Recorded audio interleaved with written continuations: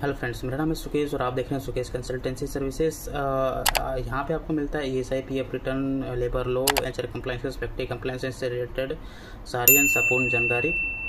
चाहे आप एम्प्लॉयर हैं चाहे आप एम्प्लॉई हैं, यहाँ से आप अपना नॉलेज गेन कर सकते हैं और उस नॉलेज का सही समय आने पर सही इस्तेमाल कर सकते हैं।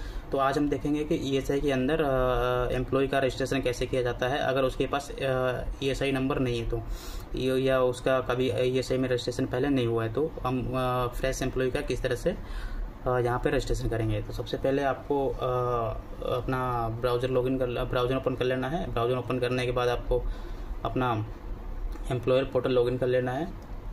लॉगिन करने के बाद आपको इस तरह से इंटरफेस खुल के आ जाएगा। उसके बाद आपको यहाँ पे चले जाना है रजिस्टर और एम्प्लॉयर न्यू एम्प्लॉय पे। यहाँ पे जाने के बाद देखिए यहाँ पे ऑप्शन आएगा, do you want to register with Aadhaar number. अगर आप आधार नंबर से रजिस्टर करना चाहते हैं तो यस करेंगे।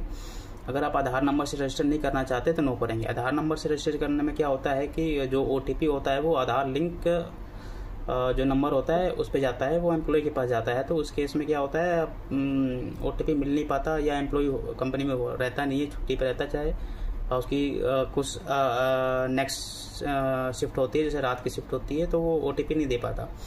तो हम चूज़ करते हैं नो।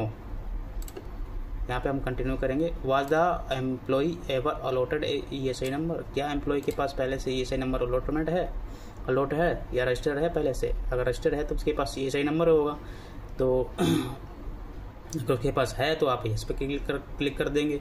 उसके बाद यहाँ पे ESI नंबर डाल देंगे, यहाँ पर डेट ऑफ अपॉइंटमेंट डाल देंगे, उसका किस डेट को अपॉइंट कर रहे हैं। उसके बाद कंटिन्यू करके आप रजिस्टर कर लेंगे उसको। उसके बाद सारी डिटेल्स भी खुल के आ जाएगी।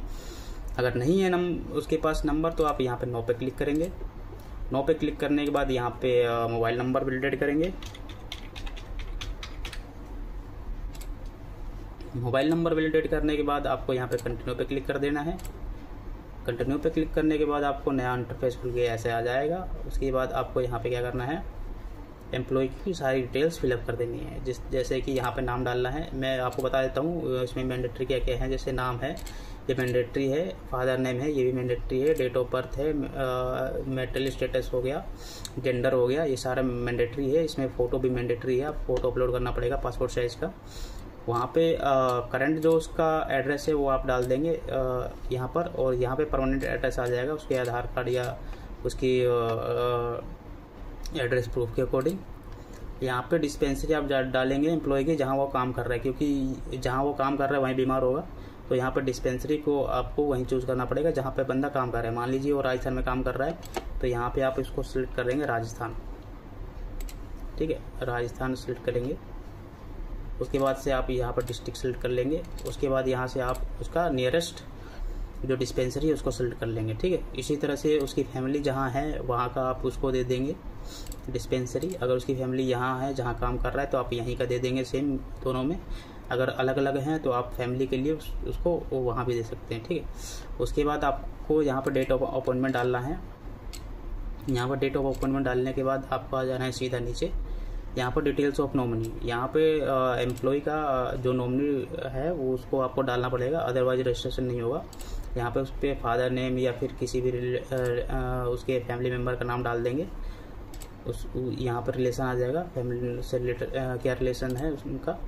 यहाँ पे एड्रेस आ जाएगा, स्टेट सेलेक्ट कर लेंगे, बाकी एड्रेस डाल देंगे। और यहाँ पे इस नॉमिनी फैमिली मेम्बर अगर जैसे कि अगर उसके फादर हैं, मदर है, ये सब हैं तो ऑफकोर्स ये फैमिली मेम्बर ही होंगे उसके। तो आपको यस करके डाटा सेव कर देना है। सेव करने के बाद यहाँ पे आपको ग्रीन में लिखा आ जाएगा डाटा सेव सक्सेसफुली। उसके बाद आपको क्लोज कर देना है। क्लोज करने के बाद आपको आ जाना है details of bank account of insert person. यहाँ पे आने के बाद आपको यहाँ पे एम्प्लॉय का डालना है बैंक का IFSC कोड। यहाँ पे IFSC कोड डालने के बाद जैसे कि मैं यहाँ पर डाल रहा हूँ, यहाँ पे आपके पास न्यू विंडो खुल के आ जाएगी। न्यू विंडो आने के बाद आपको यहाँ पे उसका पासबुक अपलोड कर देना है, अकाउंट नंबर डाल देना है। डालने के बाद यहाँ पे सबमिट कर देना है। उसके बाद यहाँ पे आपको लिखा आ जाएगा डाटा सेव सक्सेसफुली। जब आपको ग्रीन कलर में डाटा सेव सक्सेसफुली लिखा आ जाएगा उसके बाद आपको क्लोज कर देना है। क्लोज करने के बाद यहाँ पे आपको लैंग्वेज सेलेक्ट कर लेनी है उसकी, और यहाँ पे डिक्लेरेशन पे टिक कर देना है। टिक करने के बाद सबमिट कर देना है। सबमिट करने के बाद एम्प्लॉय का ESI नंबर जनरेट हो जाएगा और आप उसको प्रिंट दे देना और सेव करके भी रख लेना। तो फ्रेंड्स आज के लिए इतना ही। ऐसे ही इन्फॉर्मेटिव वीडियो और न्यू अपडेट्स के लिए बने रहें चैनल पर, और वीडियो को लाइक करें, चैनल को सब्सक्राइब करना ना भूलें। धन्यवाद, मिलते हैं नेक्स्ट वीडियो में।